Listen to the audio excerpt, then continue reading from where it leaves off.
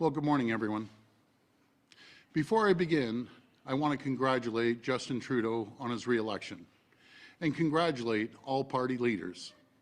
You each fought hard for what you believe in, representing the diverse views of millions of Canadians.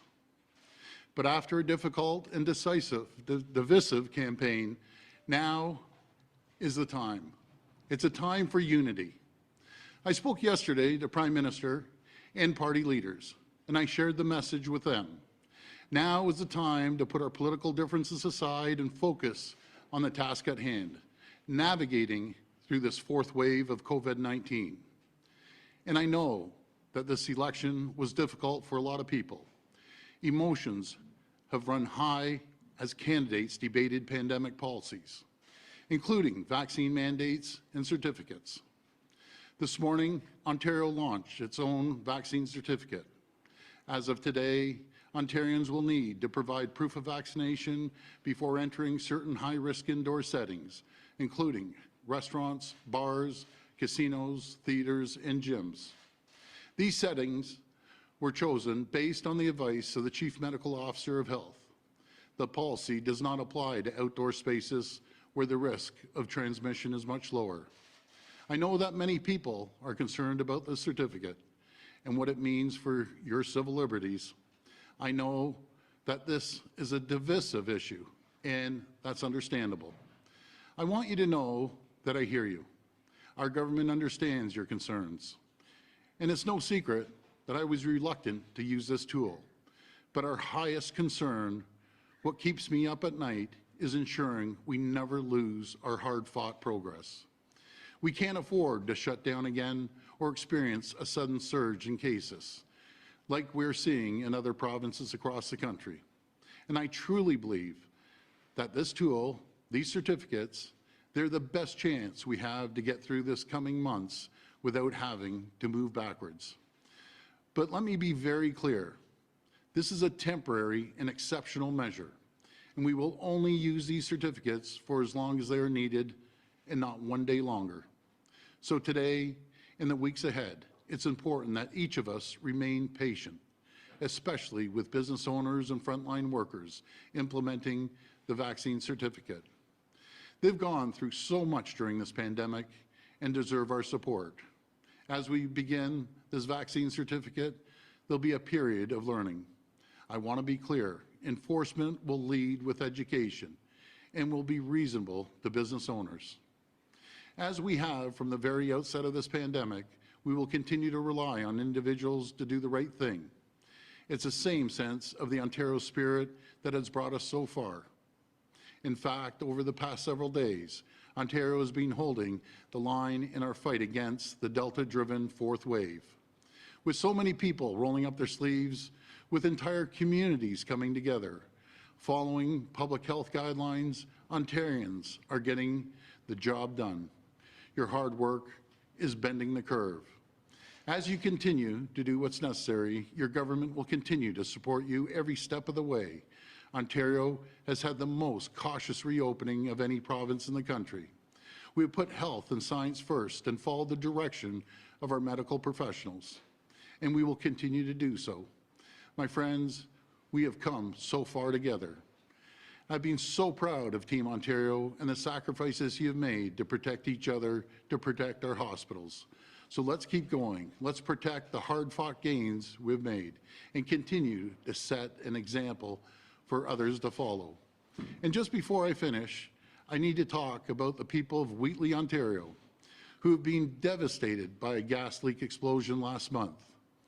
I went to visit them yesterday, and I have to say, this community has really pulled together in the face of adversity. They're showing unbelievable strength and resilience, but they need our help. So I want to give them a shout out. The Wheatley Disaster Relief GoFundMe page. As I told them yesterday, our government will be there to support them in any way we can. And if you're able, please do what you can to help this incredible community get back on their feet. Hashtag Wheatley Strong. Thank you, and may God bless the people of Ontario. We'll take questions from the media. Just a reminder, it's one question and one follow-up. Hi, Premier. Hi, Cynthia. Welcome back. It's so good to see you. It's good to see you too. Yeah. And it's been a while, but even while I wasn't here, neither were you, Premier. This is your second news conference in 8 weeks, I believe. Yes. Where have you been? Everybody's been talking about where's Doug Ford? He's gone MIA. You're the leader. People expect you to be leading this province, particularly in the fourth wave of the pandemic. Why haven't you been visible to the mass public? Sure, Cynthia, and I appreciate the question. I've been all over the province every single day. I've been traveling from east, west, north, south, out speaking to the people, dealing with the pandemic. I didn't want to get involved in this federal election, and we're doing our job. We're making sure that we're fighting the fourth wave, making sure we are taking care of the people, making sure our hospital capacity is up to par, and helping people. But there is not one day I stop. I go 24/7 around the clock, and I'm going to continue doing it until we get this behind us. So I appreciate the question. Well, still, that said, the majority of the province, of your voters, have not been seeing you, have not felt that you're visible throughout this summer. That brings us to, you are facing your own election not too long from now in June. Are you watching what has happened with Premier Kennedy in dismay? And are you worried that as you're introducing this vaccine passport, that you're going to see similar style PPC protests that eroded Aaron O'Toole's support? No, I'm not concerned about that. I'm out there. We're going to work hard to make sure that we defeat COVID and the fourth wave. And I want to thank the people of Ontario. They're the reason we're one of the leaders in the world. The frontline healthcare workers have been working their backs off day in and day out, making sure that we have the hospital capacity that we need. That's what I've been working on. I'm not going to stop working on it. And as we progress through this fourth wave, we have to focus on the economy. We need to get the economy moving. The number one sign, Cynthia, when I go around the province is help wanted. People or businesses are in desperate need of people. And we're going to, again, lead, not just Canada, we're going to lead North America in job creation, economic development, as we did prior to the pandemic. And once we get through the fourth wave, we're going to go full steam on the economy and have this province thriving like it was prior. Hey, good morning, Premier. Colin DeMello from CTV. Nice to see you. This vaccine certificate, proof of vaccination program, was intended to drive up vaccination rates. Yep. Since September 1st, there have been 295,000 people who decided to go get their first dose. So a lot of people would say that is a success. There are still, though, about 1.8 or 1.9 million people in Ontario who have yet to get their first dose. So what is the strategy, what is the next tool that you are going to use to convince those people to get off the sidelines and get their first dose? Well, thanks for the question, Colin. Good to see you. We've really focused on making sure that we encourage people to get the first dose, and the numbers have shown it. Yesterday, I think it was over 40,000, and I get really excited when they give me the first dose, second dose, and then the booster shots on the report I get every single day. The first dose is what I really focus on, and the numbers have jumped drastically. Again, we're seeing an increase of double doses as well. We're in excess well over 85%. We're going to be hitting the 80% on the first doses, and we'll catch up to the second doses as well. And that's just going to avoid us ever having to lock down. The more people that roll up their sleeves, get the jab in the arm, it's going to, help everyone, help the province as a whole, help economies, help people get back to work and businesses, and that's what we're focused on. Okay, that didn't quite answer the question, but I have another question for you, Premier. This is the 7th day that Stacy Kennedy has been camped outside your constituency office. She is desperate to speak with someone from your government about how she can access the supports that her autistic son needs. She says she cannot get a call back from her MPP, the minister's office, or your office. She's watching right now. What is your message to this mother? Will you or anyone from your government reach out to her? And should a parent in this province feel so defeated by the system that they feel that they have to take such extreme measures to camp outside your office just to get help for their child? Sure. First of all, my heart breaks for Stacy and all families that have autistic children. Actually, Stacy did talk. She's from Oakville. She did talk to her MPP out there, and I know my office talked to her, but I have no problem talking to Stacy, as I do with hundreds and hundreds of people on a weekly basis. Colin, I want to remind you, I'm one of the only premiers in the history of this country that gives out a cell number. I talk to the average common folk every single day, and I'm going to continue doing it. And Stacy, I will make sure that we reach out to you, have a good conversation, see how I can help you. And let's remember, when I took office, the autism file was an absolute disaster, like a complete disaster. Since then, we have doubled the funding for the autism community per se, and help them out. And we're going to continue to help them. My heart breaks for those folks, but we're going to be there. And Stacy, I'll be able to give you a call. Hi, Premier. Alison Jones with the Canadian Press. Hi, Alison. On vaccine certificates, now everybody, except perhaps employees, are going to be vaccinated in these businesses.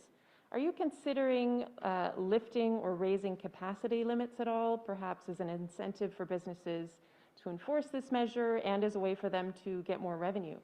Yeah, well, I'm going to follow the advice which I have from day one from the Chief Medical Officer and the science table, and we have these discussions almost on a daily basis. I know the Minister of Health has these discussions as well. And have I been cautious? Sure, I've been cautious. But look where we are with 15 million people per 100,000, lowest cases anywhere in North America for regions our size outside of the Atlantic bubble. And we just want to make sure that we can always move forward and not backwards, make sure that we can continue expanding on capacity limits, but saying that, do it cautiously, and make sure that we have the backs of our businesses, which we have, and they get back on their feet. So I'm going to follow the advice of the Chief Medical Officer and continue cautiously, working with him and having a few more people go into restaurants, other locations.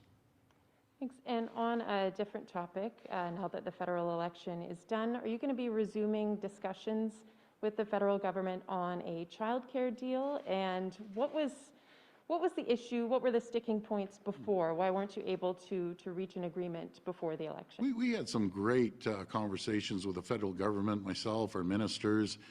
We want a deal. We want to make sure we have the right deal for Ontario. And even with the discussion with the Prime Minister, there's a lot of people in Ontario that supported the Prime Minister.